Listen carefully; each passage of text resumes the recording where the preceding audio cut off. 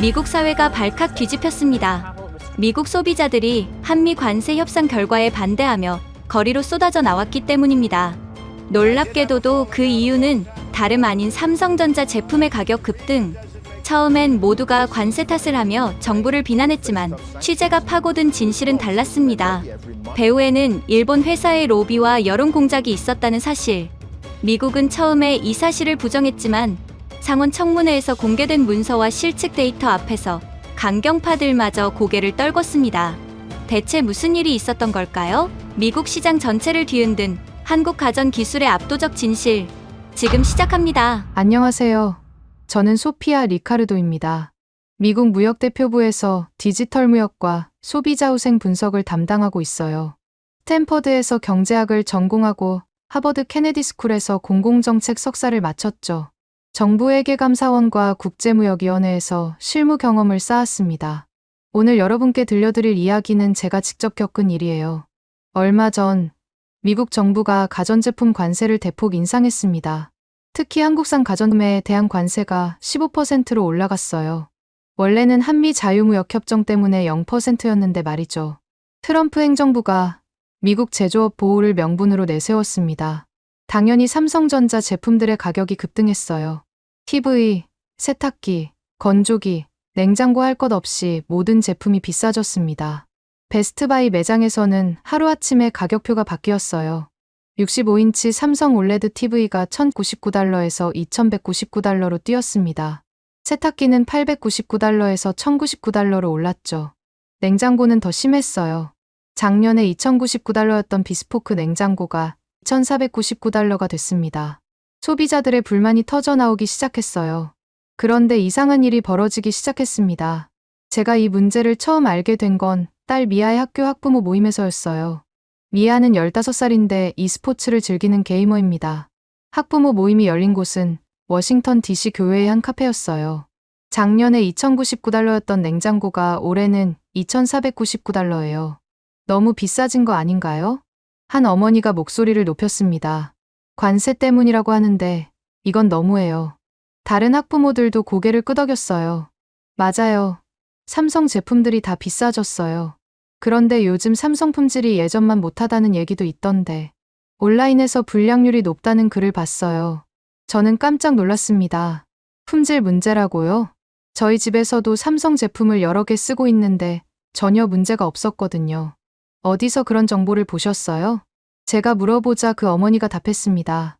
페이스북이랑 레딧에서 봤어요. 리뷰들이 많더라고요. 특히 일본 브랜드가 더 좋다는 글들이 많던데요. 집에 돌아와서 딸 미아에게 물어봤어요. 미아는 삼성 75인치 올레드 TV로 게임을 하고 있었습니다. 미아야, 삼성 TV 어때? 문제 없어? 엄마, 무슨 소리예요? 입력 지연이 1m초밖에 안 돼요. 미아는 황당하다는 표정을 지었습니다. 콘솔 게임할 때 완전 최고예요. 색깔도 엄청 선명하고요. 온라인에서 삼성 품질이 안 좋다는 얘기가 있던데 그게 말이 돼요? 제 친구들도 다 삼성 모니터 써요. 프로게이머들도 삼성 쓰는데요. 미아의 반응이 너무 확신에 차 있었어요. 이상했습니다. 실제 사용자는 만족하는데 왜 품질 문제라는 소문이 돌까요? 그 다음 날 사무실에서 상원의 몇몇 보좌진들이 나눈 대화를 우연히 들었습니다. 삼성 제품 품질 이슈 때문에 관세 정책 재검토해야 하는 거 아닌가? 내부 메모에도 그런 내용이 있던데. 불량률이 늘었다고? 소비자 불만이 급증하고 있다는 보고서도 올라왔어요. 저는 더욱 의아했습니다. 제가 담당하는 소비자 후생 분석에서는 그런 데이터를 본 적이 없었거든요. 오히려 삼성 제품에 대한 만족도는 꾸준히 높았어요. 그래서 직접 마트에 가봤습니다. 베스트바이와 코스트코, 홈디포를 돌면서 실제 구매 고객들과 이야기를 나눠봤어요. 첫 번째로 만난 건 마리아 고메즈라는 은퇴한 교사였습니다. 마리아는 작년에 삼성 비스포크 냉장고를 샀다고 했어요. 정말 만족해요. 고장도 안 나고 전기료도 많이 절약돼요. 마리아는 웃으며 말했습니다. AS 기사가 와서 점검도 해줬는데 완전 친절하더라고요. 온라인에서 삼성 제품 품질이 안 좋다는 얘기 들어보셨어요? 글쎄요. 저는 그런 경험이 전혀 없는데요. 오히려 이전에 쓰던 다른 브랜드보다 훨씬 좋아요. 다른 고객들도 비슷한 반응이었습니다. 실제 사용자들은 모두 만족한다고 했어요. 그런데 온라인에서는 정반대의 이야기가 넘쳐났습니다. 레딧이나 X에서는 삼성 제품을 비판하는 글들이 쏟아져 나왔어요. 삼성은 과대평가됐다. 가격 대비 성능이 형편없다. 소니가 훨씬 낫다. 하지만 자세히 보니 뭔가 이상했습니다. 같은 문구가 반복되고 비슷한 아이콘을 쓰는 계정들이 많았어요. 특히 새벽 2시에서 4시 사이에 몰려서 올라오는 게시물들이 눈에 띄었습니다. 계정 생성일도 최근이었고요. 반면 게이머 포럼에서는 완전히 다른 분위기였어요. 삼성 올레드 입력 지연 0.1ms, 색정 확도 델타 E 1.2, 최대 밝기 1500니트, 구체적인 수치와 함께 삼성을 옹호하는 글들이 상위에 노출됐습니다. 이건 자발적인 반응이었어요. 실제 사용자들의 진짜 후기였죠. 저는 데이터 분석가로서 본능적으로 느꼈습니다. 여기에 뭔가 조작이 있다고요. 체감하는 품질 온라인 여론 사이의 괴리가 너무 컸거든요. 그날 밤, 저는 8년 전 일이 떠올랐습니다. 제가 반덤핑 보고서를 작성했는데 로비 때문에 완전히 뒤바뀐 적이 있었어요. 기업들의 압력과 정치적 고려 때문에 제 분석이 무시됐죠. 그때의 쓰라린 기억이 되살아났습니다. 하지만 이번에는 다를 거라고 다짐했어요. 저는 책상 위에서만 분석하는 사람이 아니라 현장의 진실을 찾아내는 실전가가 되겠다고 결심했습니다. 무엇보다 이번엔 확실한 증거를 찾아내고 싶었어요. 누군가 의도적으로 여론을 조작하고 있다면 그 흔적이 반드시 있을 테니까요. 다음 날부터 저는 본격적인 데이터 수집에 들어갔습니다. 무역대표부에서 사용하는 고급 분석 툴을 활용해서 온라인 여론을 크롤링하기 시작했어요. 레딧, X, 페이스북, 아마존 리뷰까지 모든 플랫폼을 샅샅이 뒤졌습니다. 결과는 정말 충격적이었어요. 관세 발표 이후 삼성 제품에 대한 부정적 리뷰가 무려 340% 급증했습니다. 그런데 더 이상한 건 리뷰의 패턴이었어요. 삼성 제품은 과대 광고된 브랜드입니다. 소니 제품이 훨씬 내구성이 좋아요. 가격 대비 성능이 형편없네요. 거의 똑같은 문구들이 반복되고 있었습니다. 심지어 오타까지 똑같이 나타나는 경우가 있었어요. 저는 군집 분석 알고리즘을 돌려봤습니다. 결과가 나오자 소름이 돋았어요. 비슷한 시간대에 올라온 게시물들이 완전히 동일한 키워드 조합을 사용하고 있었습니다. 특히 새벽 2시에서 4시 사이에 올라온 글들은 거의 복사 붙여넣기 수준이었어요. 계정 프로필을 분석해보니 더욱 의심스러웠습니다. 대부분 최근 몇 달 사이에 만들어진 계정들이었어요. 프로필 사진도 비슷하고 팔로워 수도 거의 없었습니다. 반면 삼성 제품을 옹호하는 글들은 완전히 달랐어요. 게이머 포럼에서 나온 글들을 자세히 봤습니다. 삼성 올레드 QM90C 모델 입력 지연 0.6ms 실측했어요. 색정 확도 델타 E 값이 1.1로 거의 완벽합니다. HDR 피크 밝기가 4000니트까지 나와요. 구체적인 수치와 실제 사용 경험이 담겨 있었어요. 이런 글들은 오래된 계정에서 나왔고 댓글도 자연스러웠습니다. 저는 USTR 내부 회의에서 이 분석 결과를 발표했어요. 부정적 리뷰의 패턴이 너무 인위적입니다. 조작 가능성이 높아요. 하지만 동료들의 반응은 회의적이었습니다. 소피아, 관세 때문에 소비자들이 불만을 가지는 게 당연하지 않나요? 가격이 오르니까 품질에 대해서도 더 까다로워지는 거 아닐까요? 저는 좀 더 구체적인 증거가 필요하다고 느꼈어요. 그래서 소셜미디어 분석을 더 깊이 들어갔습니다. 메타데이터를 추적해보니 놀라운 사실을 발견했어요. 부정적 리뷰들의 IP 주소가 특정 지역에 집중돼 있었습니다. 대부분 뉴욕과 로스앤젤레스의 상업지구에서 나온 것들이었어요. 일반 소비자가 아니라 사무실에서 올린 것 같았습니다. 또 하나 발견한 건 해시태그 사용 패턴이었어요. 부정적 리뷰들은 모두 비슷한 해시태그를 사용하고 있었습니다. 삼성 오버레이티드, 소니 베터, 일본 퀄리티 같은 태그들이었어요. 반면 자발적인 사용자 리뷰들은 훨씬 다양한 해시태그를 사용했습니다. 저는 더 파고들어야겠다고 생각했어요. 그런데 집에 돌아가니 남편 에단이 이상하게 침묵하고 있었습니다. 에단, 무슨 일 있어? 아니야, 그냥 회사 일이 좀 복잡해서. 에단은 DC에서 정책 커뮤니케이션 회사를 운영하고 있어요. 평소에는 회사 일을 자주 얘기하는데 요즘 유독 말이 없었습니다. 혹시 삼성 관련 일이야? 에단이 잠깐 멈칫했어요. 왜 그런 걸 물어? 내가 요즘 삼성 관련 여론 조작을 조사하고 있거든. 여론 조작이라고? 그건 좀 과한 표현 아닌가? 에단의 반응이 평소와 달랐어요. 보통은 제 일에 관심을 많이 보이는데 이번엔 회피하려는 느낌이었습니다. 다음 날 아침, 저는 더 체계적인 분석을 시작했어요. 시간대별 게시물 패턴을 그래프로 그려봤습니다. 일반적인 사용자 활동은 저녁 시간대에 집중되는데 부정적 리뷰들은 새벽 시간대에 몰려 있었어요. 마치 업무 시간에 맞춰서 올린 것 같았습니다. 언어 패턴 분석도 해봤어요. 자연스러운 사용자 리뷰는 문법이 다양하고 개인적인 표현이 많았습니다. 하지만 부정적 리뷰들은 마케팅 문구 같은 형식적인 표현들이 많았어요. 감정 분석 결과도 흥미로웠습니다. 진짜 불만을 가진 사용자들의 리뷰는 감정의 기복이 있었어요. 화가 나다가도 좋은 점을 인정하거나 아쉬움을 표현하기도 했습니다. 하지만 의심스러운 리뷰들은 일관되게 부정적이었어요. 마치 목적이 정해져 있는 것처럼 말이죠. 저는 이 모든 데이터를 시각화해서 하나의 보고서로 만들었습니다. 그래프와 차트로 보니 조작의 흔적이 더욱 명확해졌어요. 하지만 아직 누가 이런 일을 하고 있는지는 알 수 없었습니다. 그때 예상치 못한 연락이 왔어요. 안녕하세요. 저는 오스틴 헤이즈라고 합니다. 테크 유튜버예요. 혹시 시간 되시면 만나서 얘기할 수 있을까요? 중요한 제보가 있어서요. 오스틴은 28살의 젊은 유튜버였어요. 주로 가전제품 리뷰를 하는데 공정하고 객관적인 리뷰로 유명했습니다. 사실 최근에 이상한 제안을 받았어요. 오스틴이 카페에서 저에게 말했습니다. 삼성 제품을 비판하는 영상을 만들어 달라는 거였어요. 누구한테서요? 정확한 회사 이름은 모르겠지만 상당한 금액을 제시했어요. 영상 한 편에 $50,000라고 하더라고요. $50,000라니 상당한 돈이었어요. 그래서 어떻게 했어요? 처음엔 거절했어요. 제가 중립적인 리뷰를 지향하거든요. 하지만 계속 연락이 왔어요. 심지어 대본까지 보내줬어요. 오스틴이 스마트폰을 꺼내서 이메일을 보여줬어요. 정말로 상세한 대본이 있었습니다. 어떤 단어를 써야 하고 어떤 포인트를 강조해야 하는지까지 적혀 있었어요. 이거 완전히 조작이네요. 저는 충격을 받았습니다. 개인 유튜버까지 매수하려고 하다니요. 메일 발신자 정보 확인해 볼 수 있을까요? 오스틴이 이메일 헤더 정보를 보여줬어요. 도메인을 추적해보니 미국의 한 PR 회사에서 나온 것이었습니다. 드디어 실체가 보이기 시작했어요. 오스틴이 보여준 이메일을 자세히 분석해보니 더욱 놀라운 사실들이 드러났습니다. 단순한 대본이 아니라 완전한 마케팅 전략서였어요. 삼성 제품 리뷰 시 반드시 포함해야 할 키워드라는 제목으로 시작됐습니다. 내구성 부족, 과대 광고, 손이 대비 열등, 가격 거품 같은 표현들이 나열돼 있었어요.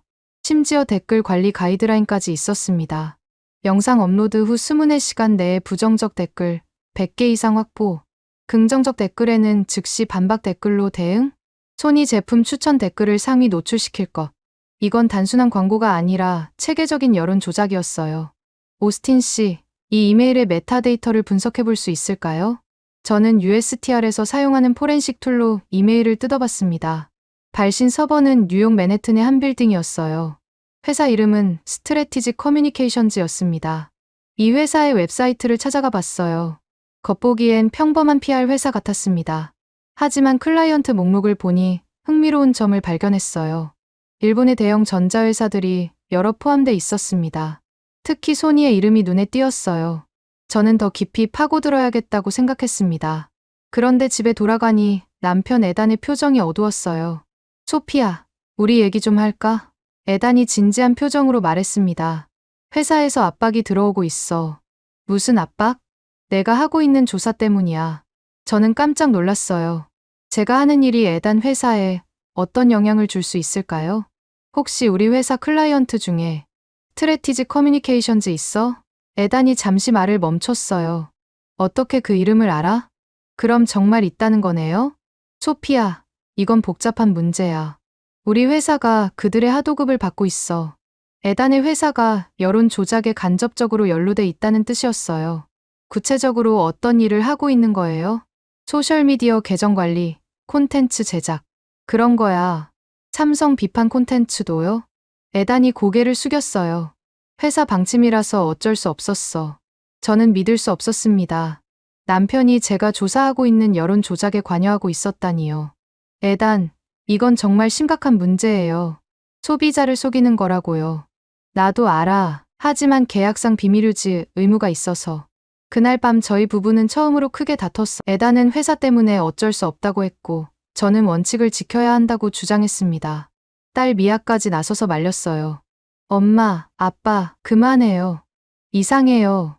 다음 날 아침, 저는 더욱 확고한 결심을 했습니다. 가족 문제와 상관없이 진실을 밝혀내겠다고요. 오스틴에게 다시 연락했어요. 혹시 더 자세한 자료가 있을까요? 사실 제안서를 완전히 거절하지 않았어요. 더 많은 정보를 얻으려고 해서요. 오스틴이 추가 자료를 보내왔습니다. 이번엔 더욱 충격적이었어요. 글로벌 마케팅 전략, 삼성 점유율 축소 프로젝트라는 제목의 문서였습니다. 북미 시장에서 삼성의 점유율을 줄이고 일본 브랜드의 점유율을 늘리는 게 목표였어요. 단계별 실행 계획까지 상세히 나와 있었습니다.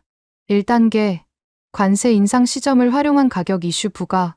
2단계, 품질 문제 루머 확산. 3단계, 경쟁 브랜드 우위성 강조. 4단계, 소비자 구매 패턴 변화 유도. 정말 치밀한 계획이었어요. 문서 하단에는 예산 배분까지 나와 있었습니다. 인플루언서 매수에 50만 달러, 가짜 리뷰 작성에 30만 달러, 소셜미디어 광고에 70만 달러, 총 150만 달러가 투입되는 대규모 프로젝트였어요. 그리고 문서 마지막 페이지에서 저는 결정적인 단서를 발견했습니다. 클라이언트 정보가 적혀 있었어요. 소니 코퍼레이션? 바로 소니였습니다. 일본의 거대 전자회사 소니가 이 모든 조작의 배후에 있었어요. 관세로 인한 삼성 제품 가격 상승을 기회로 삼아서 시장 점유율을 뺏어오려는 전략이었습니다. 저는 즉시 이 정보를 상부에 보고해야겠다고 생각했어요. 하지만 그 전에 더 확실한 증거가 필요했습니다. 오스틴에게 부탁했어요. 혹시 이들과 계속 연락을 주고받을 수 있을까요? 더 많은 정보를 얻기 위해서요. 위험하지 않을까요? 제가 뒤에서 도와드릴게요. 법적으로 문제없도록 처리하겠습니다. 오스틴은 고민 끝에 협조하기로 했어요. 사실 제 양심에도 거슬렸거든요. 시청자들을 속이는 건 제 신념에 맞지 않아요. 며칠 후 오스틴이 더 놀라운 자료를 가져왔습니다. 스트래티지 커뮤니케이션즈에서 보낸 작업 일정표였어요. 언제 어떤 플랫폼에 어떤 내용을 올릴지 날짜별로 정해져 있었습니다. 심지어 댓글까지 미리 작성해서 보내줬어요. 이 냉장고 작년에 샀는데 벌써 고장 났어요. 삼성보다 소니가 훨씬 안정적이에요. 가격만 비싸고 품질은 별로네요. 수십 개의 가짜 댓글이 준비돼 있었습니다. 이제 확실한 증거가 모였어요. 저는 상훈상업위원회에 정식으로 제보하기로 결심했습니다. 미국 소비자들이 조작된 정보에 속아서 잘못된 선택을 하게 둘 수는 없었거든요. 하지만 그 전에 해야 할 일이 하나 더 있었어요. 이 모든 조작의 규모와 방법을 완전히 파악하는 것이었습니다. 이제 저는 본격적으로 자금 흐름을 추적하기 시작했습니다. 무역대표부의 고급 분석 시스템을 활용해서 의회 공개 자료부터 뒤지기 시작했어요. 외국 인대리인 등록법 파라 데이터베이스도 샅샅이 확인했습니다. 놀랍게도 스트래티지 커뮤니케이션즈가 소니의 미국 대리인으로 등록돼 있었어요.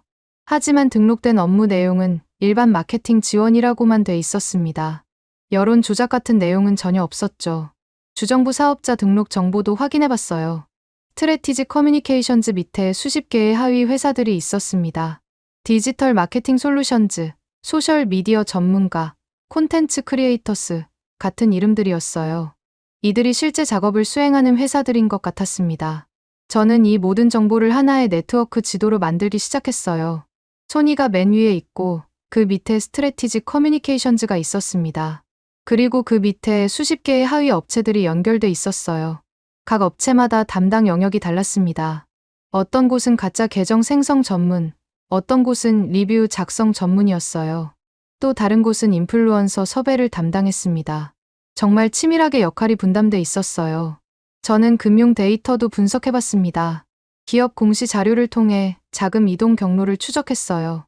소니 북미 법인에서 스트래티지 커뮤니케이션즈로 매월 상당한 금액이 송금되고 있었습니다. 그 돈이 다시 하위 업체들로 분산돼서 흘러갔어요.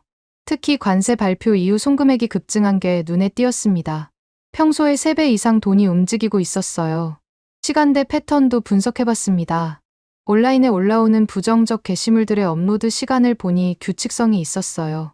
동부 시간 기준으로 오전 9시, 오후 1시, 오후 5시에 집중적으로 올라왔습니다. 마치 직장인들의 업무 시간에 맞춰서 올린 것 같았어요. 키워드 사용 패턴도 흥미로웠습니다. 모든 게시물에서 비슷한 단어 조합이 반복됐어요. 삼성 과대 광고, 소니 품질, 일본 기술력 같은 표현들이었습니다. 자연어 처리 알고리즘으로 분석해보니 인간이 자연스럽게 쓴 글이 아니었어요.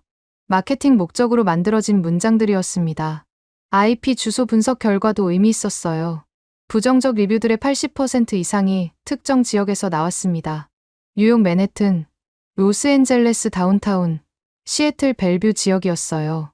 모두 대형 PR 회사들이 몰려있는 상업지구였습니다. 저는 이 모든 데이터를 시각화해서 하나의 지도로 만들었어요. 돈의 흐름, 시간 패턴, 지역별 분포, 키워드 네트워크까지 모든 게 한눈에 보였습니다. 정말 체계적이고 조직적인 여론 조작이었어요. 그런데 USTR 내부에서 제 조사에 대한 우려의 목소리가 나오기 시작했습니다. 소피아, 이건 너무 민감한 문제야. 상사가 저를 불러서 말했어요. 소니는 우리의 중요한 동맹국 기업이야. 외교적 문제가 될 수 있어. 하지만 증거가 명확합니다. 미국 소비자들이 속고 있어요. 그래도 신중하게 접근해야 해. 자칫하면 내 커리어에도 악영향을 줄 수 있어. 저는 딜레마에 빠졌어요. 진실을 밝히는 게 제 의무이지만 정치적 압박도 무시할 수 없었습니다. 그날 밤 집에 돌아가니 남편 에단이 먼저 말을 걸어왔어요. 소피아, 미안해. 내가 너무 소극적이었나 봐. 무슨 말이에요? 회사에서 압박이 있었지만 그래도 내 편에 서야 했어. 에단이 봉투 하나를 꺼냈습니다. 이거 내가 필요할 것 같아서 가져왔어. 봉투 안에는 에단 회사의 내부 문서들이 들어 있었어요. 트레티지 커뮤니케이션즈와의 계약서, 작업 지시서, 결제 내역까지 모든 게 있었습니다. 에단, 이거 가져와도 되는 거예요? 회사에서 나한테 그만두라고 했어. 어차피 더 이상 일할 수 없을 것 같아. 정말 미안해요. 쟤 때문에. 아니야. 이게 맞는 일이야. 우리가 한 일이 옳지 않았어. 에단이 보여준 문서들은 결정적인 증거였어요. 구체적인 금액, 작업 내용, 타겟 키워드까지 모든 게 상세히 기록돼 있었습니다. 심지어 삼성 이미지 타격 목표 수치까지 정해져 있었어요. 부정적 리뷰 1만 개, 유튜브 조회수 100만 회, 소셜미디어 언급량 50% 증가. 모든 게 계량화돼 있었습니다. 이제 저는 확신을 가지고 다음 단계로 넘어갈 수 있었어요. 정치적 압박이 있더라도 이 정도 증거면 충분히 맞설 수 있었습니다. 하지만 한 가지 더 필요한 게 있었어요. 현장에서 직접 확인하는 것이었습니다. 정말로 삼성 제품의 품질에 문제 있는지 확인해야 했어요. 만약 품질에 실제 문제가 있다면 제 조사가 의미 없어질 수도 있었거든요.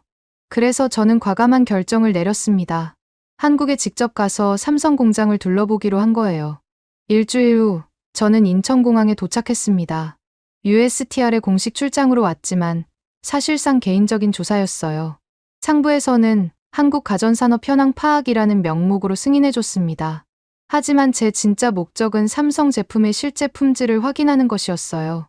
공항에서 저를 마중 나온 사람은 한지민이었습니다. 삼성전자 북미 법무정책연구 디렉터였어요. 35살의 한지민은 하버드 로스쿨을 나온 뛰어난 인재였습니다. 소피아 씨, 안녕하세요. 한국에 오신 걸 환영해요. 한지민의 영어는 완벽했지만 한국말로 대화하기로 했어요. 저도 한국어를 어느 정도 할 수 있거든요. 한국에 와보니 기분이 새롭네요. 먼저 수원 디지털시티부터 가볼까요? 거기서 전체적인 현황을 파악하실 수 있을 거예요. 수원까지 가는 차 안에서 한지민이 설명해줬어요. 요즘 미국에서 저희 제품에 대한 이상한 소문들이 많이 돌고 있다고 들었어요. 네, 그래서 직접 와서 확인해보고 싶었습니다. 사실 저희도 당황스러워요. 품질 지표들은 오히려 계속 개선되고 있거든요. 수원 디지털시티에 도착하니 규모가 정말 엄청났어요. 축구장 수십 개를 합친 것만한 거대한 공장이었습니다. 가장 먼저 품질을 둘러봤어요. 여기서 모든 제품의 불량률을 실시간으로 모니터링하고 있었습니다. 이 화면이 전 세계 생산 라인의 품질 데이터예요. 담당 엔지니어가 설명해줬습니다. 냉장고 불량률이 0.03%, 키가 0.05%네요. TV는 0.02%고요. 정말 낮은 수치였어요. 이 데이터들을 외부에 공개하나요? 네, 매월 정기적으로 공개하고 있어요. 투명성을 위해서요. 그 다음엔 실제 생산 라인을 봤습니다. TV 조립 라인에서는 로봇과 사람이 협업하고 있었어요. 각 공정마다 품질 검사가 여러 번 이뤄졌습니다. 특히 인상적이었던 건 최종 검사 과정이었어요. 완성된 TV마다 48시간 동안 연속 작동 테스트를 했습니다.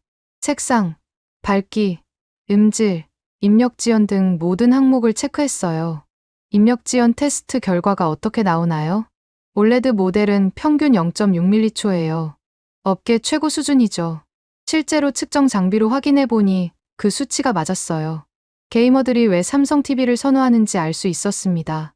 오후에는 광주 공장으로 이동했어요. 여기서는 세탁기와 건조기를 생산하고 있었습니다. 세탁기 테스트 센터에서는 AI 기술을 활용한 코스 추천 시스템을 봤어요.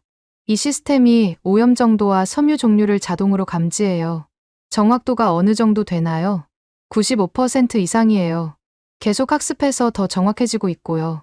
실제로 테스트해보니 정말 정확했습니다. 커피 얼룩, 땀 냄새, 흙 등 다양한 오염을 정확히 구분했어요. 그에 맞는 세탁 코스도 자동으로 추천해줬습니다. 건조기 테스트에서는 소음 측정이 인상적이었어요. 소음이 몇 데시벨 정도 나오나요? 42데시벨이에요. 도서관보다 조용한 수준이죠. 실제로 측정해보니 정말 조용했습니다. 미국 소비자들이 불만을 가질 이유가 전혀 없었어요. 모터 진동값도 측정해봤습니다. 진동이 거의 느껴지지 않네요. 특수 댐퍼 시스템 때문이에요. 대구 협력사에서 만든 정밀 부품은요. 마지막으로 평택협력업체 단지도 둘러봤어요. 여기서는 핵심 부품들을 생산하고 있었습니다. 냉장고 컴프레서, TV 디스플레이 패널, 세탁기 모터 등이었어요. 각 부품마다 엄격한 품질 기준이 적용되고 있었습니다.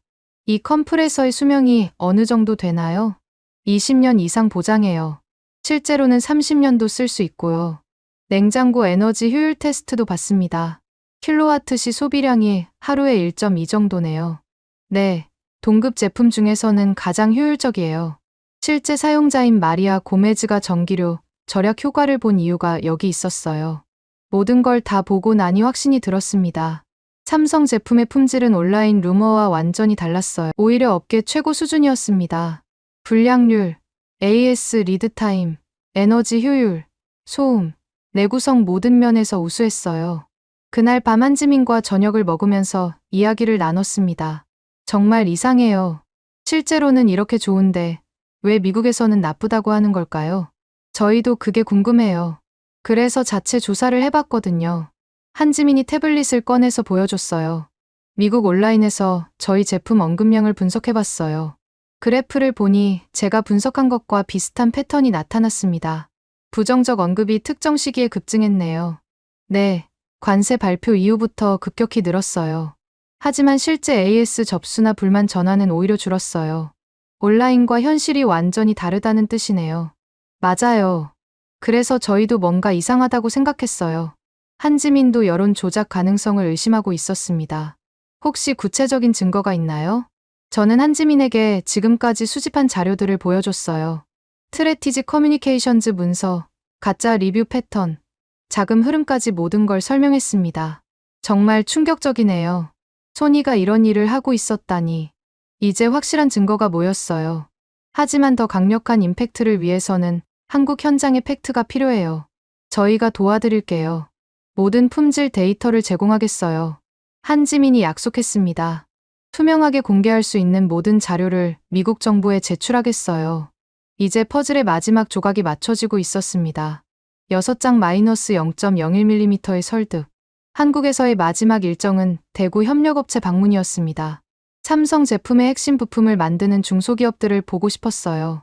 특히 세탁기 댐퍼와 정밀 나사를 만드는 회사가 궁금했습니다. 대구 달성군의 한 공장에 도착했어요. 겉보기엔 평범한 중소기업이었지만 내부는 완전히 달랐습니다. 첨단 정밀 가공 장비들이 가득했어요. 저를 맞이한 건 김재호 대표와 그의 부인 이순영 씨였습니다. 두 분 다 60대 중반으로 보였어요. 안녕하세요. 먼 곳에서 와주셔서 감사해요. 김재호 대표의 손은 40년간 기계를 만져온 장인의 손이었습니다. 저희가 만드는 게 별거 아닌 것 같지만 사실은 아주 중요한 부품이에요. 작업장을 둘러보니 정말 놀라웠어요. 마이크로미터 단위로 정밀도를 측정하고 있었습니다. 이 나사의 오차 범위가 어느 정도 되나요? 0.01mm예요.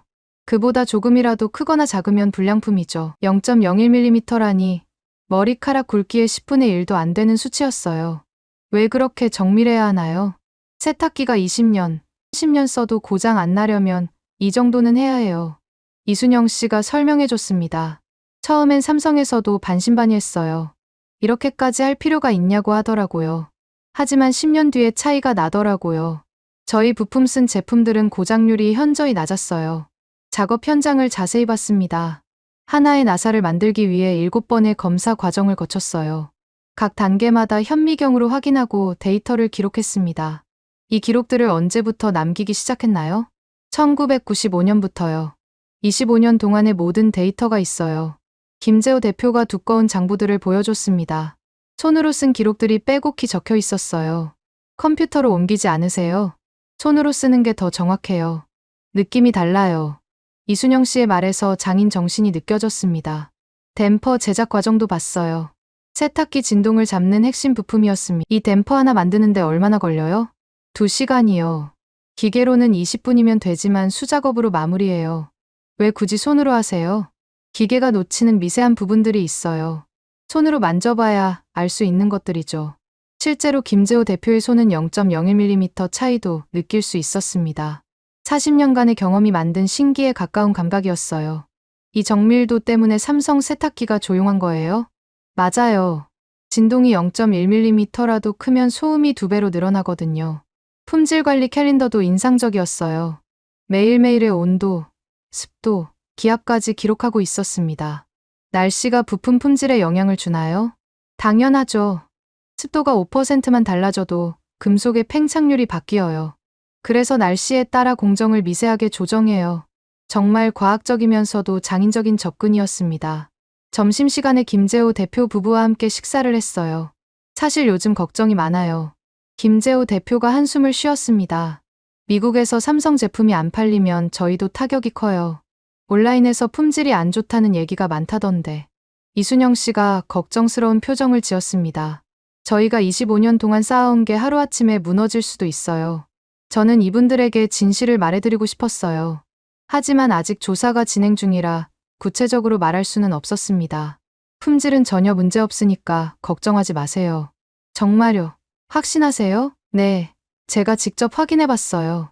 오히려 품질이 계속 좋아지고 있어요. 김재호 대표 부부의 얼굴이 밝아졌습니다. 오후에는 공정혁신 이야기를 들었어요. 작년에 AI 시스템을 도입했어요. 어떤 방식으로 활용하세요? 미세한 진동 패턴을 AI가 분석해서 최적의 가공 조건을 찾아줘요. 그래서 불량률이 기존 0.05%에서 0.02%로 줄었어요. 기술과 장인 정신이 결합된 결과였습니다. 하지만 가장 인상적이었던 건 이분들의 철학이었어요. 저희는 돈만 생각하고 일하지 않아요. 미국 소비자들이 좋은 제품을 쓸 수 있게 하는 게 목표예요. 제품 하나하나에 저희 자부심이 들어가 있어요. 이순영 씨의 말에서 진정성이 느껴졌습니다. 가끔 삼성에서 비용 절감 요청이 와요. 하지만 품질을 타협하지는 않아요. 차라리 수익을 포기하더라도 품질은 지켜야죠. 김재호 대표의 원칙이 분명했습니다. 공장을 떠나기 전에 마지막으로 물어봤어요. 혹시 정치적인 이유로 이런 기술과 품질이 무시당한다면 어떻게 하겠어요? 그래도 저희는 계속할 거예요. 김재호 대표가 단호하게 답했습니다. 진실은 결국 드러나게 돼 있어요. 좋은 건 좋은 거고 나쁜 건 나쁜 거니까요. 저희가 만든 부품 증명해 줄 거예요. 공항으로 향하는 차 안에서 저는 많은 생각이 들었어요. 김재호 대표 부부 같은 분들의 노력이 여론 조작 때문에 무시당할 수는 없었습니다. 기술은 정치가 아니라 사실에 의해 평가받아야 했어요. 0.01mm의 정밀함이 만들어낸 품질을 누구도 부정할 수 없었습니다. 이제 미국으로 돌아가서 결정적인 한 방을 날릴 때였어요. 한국에서 돌아온 저는 즉시 상원상업위원회에 공식 제보를 했습니다. 수집한 모든 증거와 한국 현장 조사 결과를 종합해서 보고서를 작성했어요. 놀랍게도 상원에서는 일주일 만에 공청회를 열기로 결정했습니다. 한국산 가전제품 관련 여론 조작 의혹 조사라는 제목으로요. 증인으로는 오스틴 헤이즈, 마리아 고메즈, 한지민, 그리고 스트래티직 커뮤니케이션즈 관계자가 소환됐습니다. 공청회 하루 전날, 저는 긴장하지 않을 수 없었어요. 8년 전 반덤핑 보고서가 무산됐던 트라우마가 되살아났습니다. 하지만 이번에는 달랐어요. 확실한 증거가 있었고, 무엇보다 진실이 제 편에 있었습니다. 공청회 당일 아침, 남편 에단이 저에게 봉투를 하나 더 건네줬어요. 이것도 도움이 될 것 같아서. 봉투 안에는 에단 회사의 내부 이메일들이 들어 있었습니다. 스트래티지 커뮤니케이션즈에서 보낸 구체적인 작업 지시서였어요. 에단, 정말 고마워요. 이것 때문에 회사에서 문제 생기지 않을까요? 이미 사표 냈어. 새로운 시작을 하려고. 정말 미안해요. 아니야, 이게 옳은 일이야. 내가 용기 있게 나서는 걸 보니까 나도 반성하게 됐어. 창원 의사당에 도착하니 생각보다 많은 기자들이 와 있었어요. 이 사건이 생각보다 큰 관심을 받고 있었습니다. 첫 번째 증인은 오스틴 헤이즈였어요. 저는 테크 유튜버로서 항상 공정한 리뷰를 지향해왔습니다. 오스틴이 차분하게 증언을 시작했습니다. 하지만 몇 주 전 이상한 제안을 받았어요. 오스틴은 스트래티지 커뮤니케이션즈에서 보낸 이메일을 공개했습니다. 삼성 제품을 비판하는 영상을 만들어 달라는 내용이었어요. 영상 한 편에 $50,000를 제시했습니다. 상당한 금액이었죠. 하지만 저는 거절했어요. 제 시청자들을 속일 수는 없었거든요. 위원장이 물어봤습니다. 그 이메일이 진짜라는 걸 어떻게 증명하겠습니까? 메타데이터를 분석해보시면 됩니다. 발신 서버, 시간, 첨부 파일까지 모든 게 남아 있어요. 오스틴이 준비해온 포렌식 분석 결과를 제출했습니다. 두 번째 증인은 마리아 고메즈였어요. 저는 은퇴한 교사로서 삼성 비스포크 냉장고를 작년에 구매했습니다. 마리아가 또박또박 증언했습니다. 온라인에서는 삼성 제품이 안 좋다는 얘기가 많더라고요. 하지만 제 경험은 완전히 달라요. 마리아는 구체적인 사용 경험을 설명했어요. 고장 한 번 없었고 전기료는 월 $15나 절약됐어요. AS 기사님도 친절했고 리드타임도 3일밖에 안 걸렸어요. 온라인 루머와 실제 경험이 완전히 다릅니다. 세 번째는 한지민의 차례였어요. 저는 삼성전자 북미 법무정책연구 디렉터 한지민입니다. 한지민이 유창한 영어로 증언을 시작했습니다. 저희는 모든 품질 데이터를 투명하게 공개하고 있습니다. 한지민이 준비해온 자료를 제출했어요. 불량률, AS 리드타임, 에너지 효율, 소음 수준까지 모든 수치가 포함돼 있었습니다. 냉장고 불량률 0.03%, 세탁기 0.05%, TV 0.02%입니다. 이는 업계 평균보다 훨씬 낮은 수치예요. 또한 AS 평균 리드타임은 2.31로 업계 최고 수준입니다. 한지민은 한국 현장의 장인 정신도 언급했어요. 대구 협력업체에서는 0.01mm 오차 범위로 부품을 제작합니다. 25년간의 품질 기록을 수기로 관리하며 장인 정신을 이어가고 있어요. 마지막으로 스트래티지 커뮤니케이션즈의 대표 변호사가 나왔습니다. 저희는 합법적인 마케팅 업무만 수행했습니다. 변호사가 발뺌하려 했지만 증거는 명확했어요. 위원장이 결정적인 질문을 했습니다. 그럼 이 문서들은 뭡니까? 제가 제출한 내부 문서들이 화면에 나타났어요. 글로벌 마케팅 전략, 삼성 점유율 축소 프로젝트, 가짜 리뷰 작성 가이드라인, 인플루언서 매수 예산 배분표, 모든 게 적나라하게 공개됐습니다. 변호사는 더 이상 변명할 수 없었어요. 수정헌법 제5조에 따라 답변을 거부하겠습니다. 하지만 문서들이 모든 걸 말해주고 있었어요. 제가 마지막으로 종합 증언을 했습니다. 저는 무역대표부 분석관으로서 데이터를 제시하겠습니다. 저는 준비해온 시각화 자료를 공개했어요. 관세 발표 이후 삼성 제품 부정적 리뷰가 340% 급증했습니다. 하지만 실제 AS 접수는 15% 감소했어요. 온라인 여론과 현실이 완전히 반대입니다. 자금 흐름 네트워크 지도도 공개했어요. 소니에서 스트래티지 커뮤니케이션즈로 매월 $150만 송금됐습니다. 그 돈이 수십 개 하위 업체로 분산돼서 여론 조작에 사용됐어요. 시간대 패턴 분석도 보여줬습니다. 부정적 리뷰의 85%가 업무 시간대에 집중됐습니다. 자연스러운 사용자 활동과는 완전히 다른 패턴이에요. 마지막으로 한국 현장 조사 결과를 발표했어요. 삼성 제품의 실제 품질은 온라인 루머와 정반대입니다. 입력 지연 0.6m초, 소음 42dB, 에너지 효율 업계 1위, 0.01mm 정밀도로 만든 부품들이 20년 이상의 내구성을 보장합니다. 공청회장이 조용해졌어요. 모든 사람들이 충격을 받은 것 같았습니다. 위원장이 마무리 발언을 했어요. 오늘 공개된 증거들을 바탕으로 관세 정책을 재검토하겠습니다. 또한 여론 조작 의혹에 대해서는 연방수사국에 수사를 의뢰하겠습니다. 공청회가 끝나고 나서 오스틴이 저에게 다가왔어요. 소피아 씨, 정말 고생하셨어요. 오스틴 씨가 용기 내주셔서 가능했어요. 마리아도 감사 인사를 전했습니다. 이제 안심하고 삼성 제품을 추천할 수 있겠어요. 한지민은 한국어로 말했어요. 정말 감사합니다. 진실이 밝혀져서 다행이에요. 그날 저녁 뉴스에서는 이 사건이 톱뉴스로 나왔습니다. 일본 기업의 조직적 여론 조작 의혹, 가짜 리뷰로 경쟁사 이미지 타격, 창원, 관세 정책 재검토 착수. 정말 뜨거운 반응이었어요. 집에 돌아가니 딸 미아가 반겨줬습니다. 엄마, TV에 나온 거 봤어요. 정말 멋있었어요. 우리 삼성 TV가 정말 좋은 거였네요. 미아가 자랑스러워했어요. 남편 에단도 고생했다며 격려해줬습니다. 소피야, 정말 자랑스러워. 내가 옳은 일을 해냈어. 우리 관계도 더 솔직해진 것 같고, 그날 밤 저는 8년 전의 트라우마가 완전히 치유된 것을 느꼈어요. 이번에는 진실이 승리했습니다. 공청회 이후 일주일 만에 놀라운 일들이 연쇄적으로 벌어졌습니다. 먼저 연방수사국이 스트래티직 커뮤니케이션즈에 대한 수사에 착수했어요. 여론 조작 및 소비자, 기만 행위라는 혐의였습니다. 수사 과정에서 더 많은 증거들이 나왔어요. 소니뿐만 아니라 다른 일본 가전회사들도 비슷한 작업을 하고 있었습니다. 파나소닉, 도시바까지 연루돼 있었어요. 이들은 일본 가전 제도약 프로젝트라는 이름으로 공동 작업을 하고 있었습니다. 한국뿐만 아니라 중국 브랜드들도 타겟이었어요. 정말 체계적이고 장기적인 계획이었습니다. 창원에서는 긴급 법안을 발의했어요. 디지털 플랫폼 투명성 강화법이라는 이름이었습니다. 기업이 온라인 마케팅을 할 때 반드시 출처를 명시하도록 하는 법이었어요. 가짜 리뷰나 조작된 여론에 대해서는 강력한 처벌 조항도 포함됐습니다. 무엇보다 중요한 건 관세 정책의 변화였어요. 창원상업위원회에서 관세 재검토 결의안을 통과시켰습니다. 여론 조작으로 인한 잘못된 정책 판단을 바로잡겠다는 취지였어요. 구체적으로는 세이프가드 조항을 활용해서 한국산 가전품에 대한 관세를 일시 유예하기로 했습니다.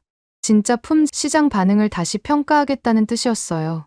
트럼프 대통령도 이 결정을 승인했습니다. 미국 소비자들이 정확한 정보를 바탕으로 선택할 수 있어야 한다는 것이 이유였어요. 시장의 반응은 즉각적이었습니다. 베스트바이, 코스트코, 홈디포에서 삼성 제품 가격이 다시 내려갔어요. 65인치 올레드 TV가 2,199달러에서 1,799달러로 돌아왔습니다. 비스포크 냉장고도 2,499달러에서 2,099달러로 정상화됐어요. 소비자들의 반응도 달라졌습니다. 온라인에서 삼성 제품에 대한 진짜 후기들이 올라오기 시작했어요. 여론 조작이었다니 정말 놀라워요. 실제로 써보니 정말 좋네요. 일본 회사들이 이런 짓을 하다니. 게이머 포럼에서는 우리가 옳았다는 분위기였어요. 처음부터 삼성이 최고라고 했잖아. 입력 지연 0.6m초는 거짓말 안 해. 이제 안심하고 추천할 수 있겠네. 마리아 고메즈 같은 실제 사용자들도 적극적으로 리뷰를 올렸어요. 1년 넘게 써봤는데 정말 만족해요. 전기료 절약 효과도 실제로 있어요. AS도 빠르고 친절해요. 진짜 사용자들의 목소리가 가짜 리뷰들을 압도했습니다. 한 달 후, 저는 USTR 내에서 특별한 제안을 받았어요. 소피야, 새로운 태스크포스를 맡아보지 않겠나? 상사가 저를 불러서 말했습니다. 디지털 시대 통상정책 특별감사 태스크포스를 신설하려고 해. 무슨 업무인가요? 온라인 여론 조작이 통상 정책에 미치는 영향을 분석하고 대응 방안을 마련하는 거야. 정말 의미 있는 업무였어요. 제가 겪은 일이 단순한 사건이 아니라 새로운 시대의 도전이었다는 걸 보여주는 것이었습니다. 기꺼이 맡겠습니다. 저는 주저하지 않고 답했어요. 새로운 직책의 첫 번째 업무는 한국 방문이었습니다. 이번에는 공식적인 업무 협의차 가는 것이었어요. 인천공항에서 한지민이 다시 마중 나와줬습니다. 소피아 씨, 다시 만나서 반가워요. 한국 덕분에 많은 것이 바뀌었어요. 저희도 정말 감사해요. 진실이 밝혀져서요. 이번에는 정부 차원의 협력 방안을 논의했습니다. 양국이 공동으로 디지털 여론 조작을 감시하고 대응하는 시스템을 만들기로 했어요. AI를 활용해서 가짜 리뷰나 조작된 여론을 실시간으로 탐지하는 기술도 공동 개발하기로 했습니다. 대구의 김재호 대표님도 다시 만났어요. 소피아 씨 덕분에 저희 부품 제대로 평가받게 됐어요. 김재호 대표님이 환하게 웃으며 말했습니다. 미국 주문이 30%나 늘었어요. 앞으로도 0.01mm 정밀도를 유지하겠습니다. 이순영 씨도 고맙다며 인사했어요. 진실은 결국 드러나는군요. 정말 다행이에요. 한국에서 돌아온 후 6개월이 지났습니다. 시장은 완전히 정상화됐어요. 삼성 제품들의 실제 판매량도 크게 늘었습니다. 소비자들이 진짜 품질을 알게 되니까 자연스럽게 선택하게 된 것이었어요. 반면 소니를 비롯한 일본 브랜드들은 타격을 받았습니다. 여론 조작 사실이 알려지면서 브랜드 이미지가 크게 손상됐어요. 부정한 방법으로 경쟁했다는 인식이 퍼졌습니다. 트레티지 커뮤니케이션즈는 결국 폐업했어요. 대표와 임직원들은 기소돼서 재판을 받고 있습니다. 에다는 새로운 PR 회사를 차렸어요. 투명성과 진실성을 모토로 하는 회사였습니다. 이번 일로 많이 배웠어. 앞으로는 정직하게 일하겠어. 에단과의 관계도 더욱 돈독해졌습니다. 어려운 시기를 함께 겪으면서 서로를 더 잘 이해하게 됐어요. 딸 미아는 여전히 삼성 TV로 게임을 하고 있어요. 엄마 덕분에 우리 TV가 유명해졌네요. 미아가 장난스럽게 말했습니다. 이제 친구들한테 자랑할 수 있어요. 1년 후, 저는 전국적인 강연을 다니고 있어요. 데이터와 진실의 힘이라는 제목으로 대학생들과 공무원들을 대상으로 강연합니다. 정책은 숫자가 아니라 사람의 체감에서 나와야 합니다. 저희 마무리 멘트예요. 하지만 그 체감이 조작된 것이어서는 안 됩니다. 진실한 데이터와 현장의 목소리가 만날 때 올바른 정책이 나올 수 있습니다. 청중들이 박수를 보내줄 때마다 저는 뿌듯함을 느껴요. 제가 겪은 일이 단순한 개인의 경험이 아니라 사회 전체에 의미 있는 변화를 가져왔다는 생각이 들거든요. 8년 전에는 진실이 가려졌지만 이번에는 진실이 승리했습니다. 그리고 그 진실이 더 많은 사람들에게 전해지고 있어요. 앞으로도 저는 계속해서 데이터와 현장을 연결하는 일을 하겠습니다. 진실이 승리하는 세상을 만들기 위해서요. 여러분은 지금 어디에서 이 이야기를 듣고 계신가요? 댓글로 적어주시면 감사드리겠습니다. 지금까지 감동을 더하다였습니다.